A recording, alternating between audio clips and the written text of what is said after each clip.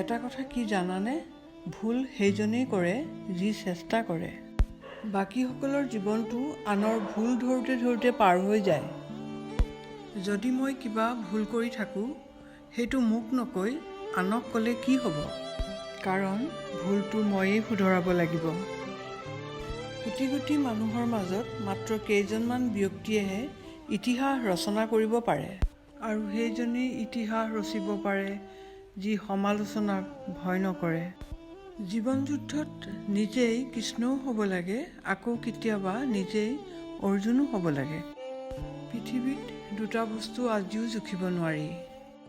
এক, মাৰ মমতাৰ গভীৰতা, আৰু দুই, দেউতাৰ ক্ষমতাৰ উচ্চতা। আমি এটা অদ্ভুত সমাজত বসবাস কৰোঁ, য'ত ব্যৰ্থতাৰ উপহাস কৰা হয় আৰু সফলতাৰ প্ৰতি হিংসা প্ৰকাশ কৰা হয়। আমাৰ আশা আকাংক্ষাই আমাৰ জীৱনৰ চবতকৈ ডাঙৰ দুখৰ কাৰণ। যি ঘৰত ছোৱালী বোৱাৰীৰ হাঁহিৰ শব্দ শুনা যায়, সেই ঘৰত কেতিয়াও বাস্তু দুখ থাকিব নোৱাৰে। যাক মূল্য দিবলৈ গৈ প্ৰতিনিয়ত নিজৰ মূল্য হেৰুৱাইছা, সেইটো তোমাৰ জীৱনত এটা অভিশাপৰ বাদে আন একো নহয়। লগালগ ব্যৰ্থ হ'লেও হতাশ নহ'ব, কেতিয়াবা চাবিগোচাৰ শেষৰ চাবিটোৰেও তলা খোলে। দুখ কিহৰ, প্ৰাণ খুলি হাঁহক, সকলোৰে জীৱনত সমস্যা আছে। এজন পিতা নিম গছৰ দৰে হয়।